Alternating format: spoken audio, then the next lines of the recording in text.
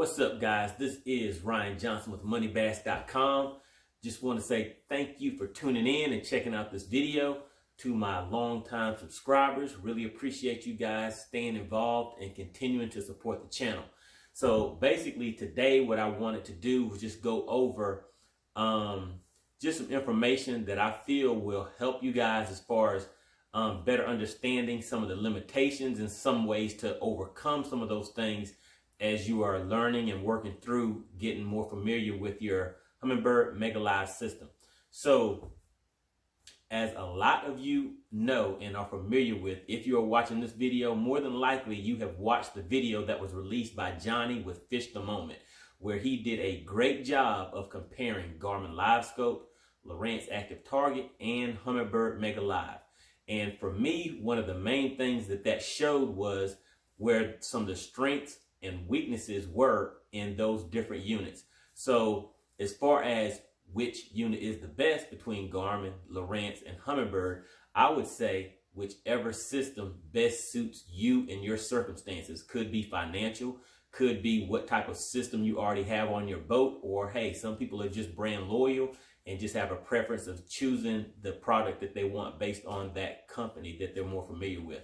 So for me, I decided to go ahead and go with the Humminbird Mega Live system because I pretty much have Humminbird set up throughout my boat and wanted to stick with that one boat network along with having the Humminbird Mega 360. So I decided to go that route, and that being the case, one of the things that I really appreciate about the time and the effort that he put into that comparison was to show us some of the strengths and weaknesses of each system. And that will allow us to, as we're out on the water, to at least know that those strengths or weaknesses may exist and how can we use those to our advantage. So this video today is basically just concentrating on the distance or the range that you're able to locate the cover or whatever it is that you're going to be fishing from longer distances, and how far is it that you can actually see something that you're going to be coming up on, so that will allow you to not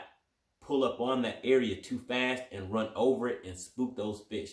First, I want to just go ahead and take a look at a clip where with this, what I did was I drove over it first with my down scan and the sonar, the 2D sonar. So that way, those are some views that we are more familiar with.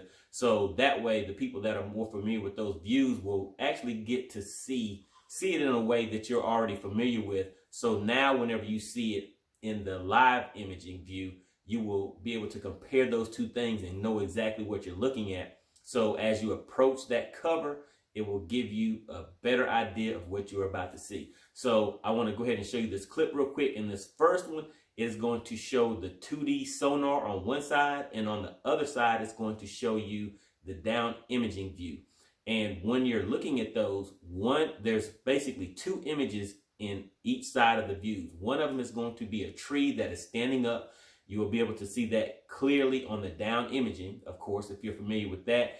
And you will see how that looks on the sonar. It's basically with the yellow and the red, and it has a lot more, just a lot more content to it whenever you look at it on sonar. So let's go ahead and take a look at that real quick, and then we'll move on to the next clip.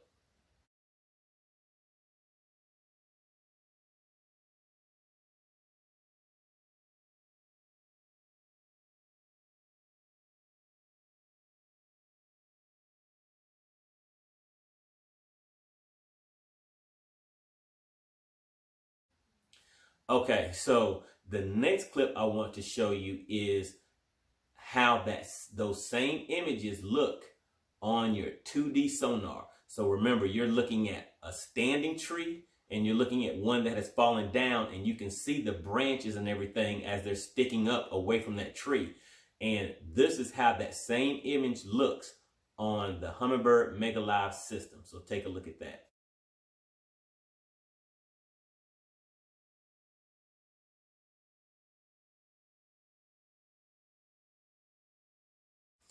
All right, so now that you have taken a look at both of those views and you have a better understanding of what you are going to be looking at, we're going to go ahead and take a look at how I have the system set up at a farther range. I believe I have it set at 110 feet away, and I'm approaching this same structure, well, the same cover that I just showed you, and you will see at what point it first comes into view. And what this will do for you is whenever you notice something like this when you're out on the water, this is how you can begin to differentiate between different types of cover, structure, and things like that that you're seeing. And whenever you're seeing something on the screen, it will kind of get you ready to kind of start dialing in, or however you choose to set your palette colors, things like that, so that you can see it better. It will just help you out with that. So without further ado, let's go ahead and take a look at this clip, guys.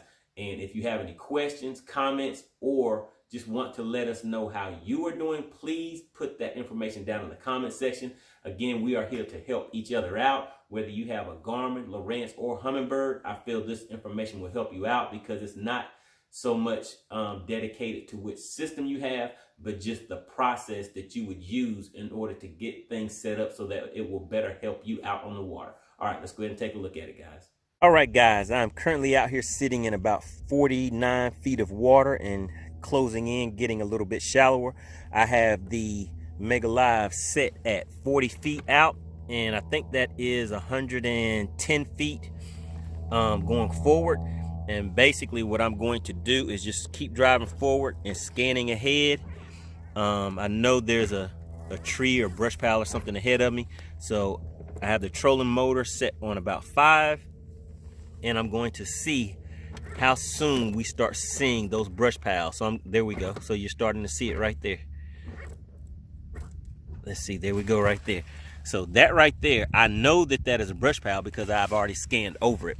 And that's something that you guys can do to get acclimated to what you're seeing on the screen and knowing what it is that you're pulling up on. So let me just get lined back up with it again. So I'm gonna go over it right now. It's moving pretty fast. So I'm gonna go over it kind of fast first, then I'm gonna turn back around and pull up to this same area and show you guys how this looks once you set up to fish it. So this is how you can use it to locate your cover that you plan to fish. And I did see there's some fish sitting right up above it, but let's just keep moving. So we saw that out, how far was that out? It was about 100 feet or so that we were still able to see it.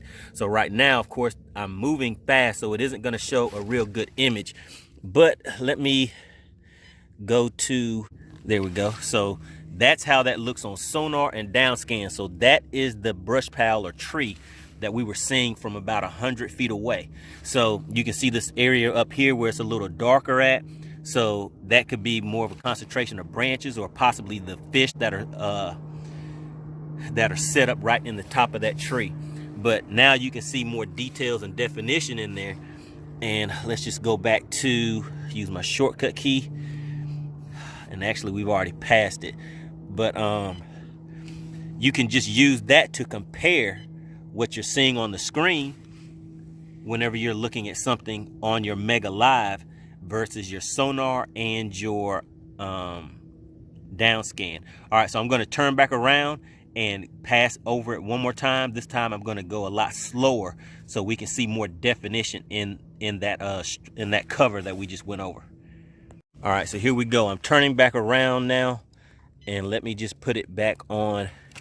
So you can kind of see it's grainy and everything right now. I have not dialed this in yet. So the main purpose of this is you can see what is over there. So as you head to it and you want to fish it, then you can stop and take the time to kind of dial it in and get everything a little bit clearer if you wanted to see the structure better.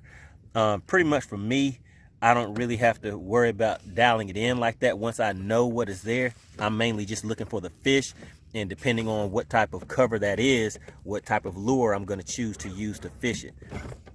All right, so I'm just kind of spinning around. As you can see, the trolling motor head is pointing that way,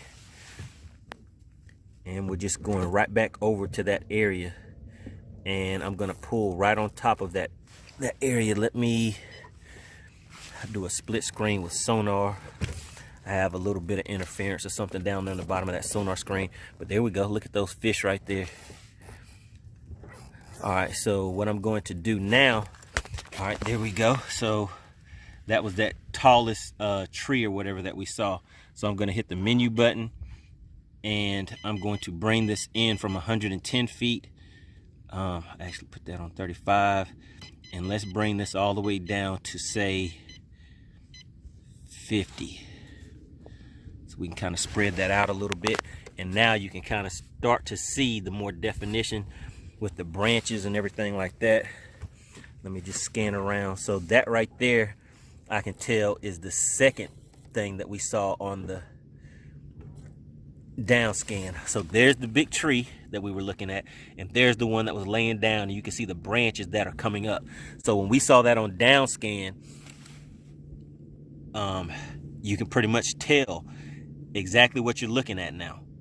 So once you start fishing more and more, and you go over areas where you are able to see things on down scan, and then you're actually able to pull back and take a look at it in Mega Live, you will know in comparison what you are actually seeing on the screen to give you a better idea.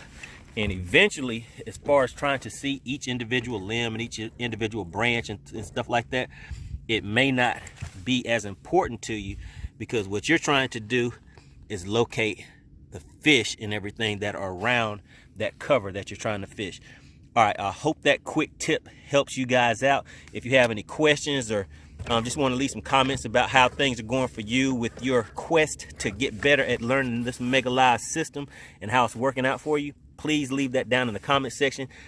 Hit the like button and just let me know what you guys think. If there's anything else that you guys are wanting to find out about the systems, please leave that in the comment section also, and I'll see if I can put something else together for you guys. All right, there we go. Let me just get right back on that again. And again, that purple haze is because I'm using persistence mode. I use persistence mode so I can see the fish better, see which direction the fish are moving and things like that, if they're swimming away or swimming back towards the boat. All right, guys, hope that helps you. See you on the next one.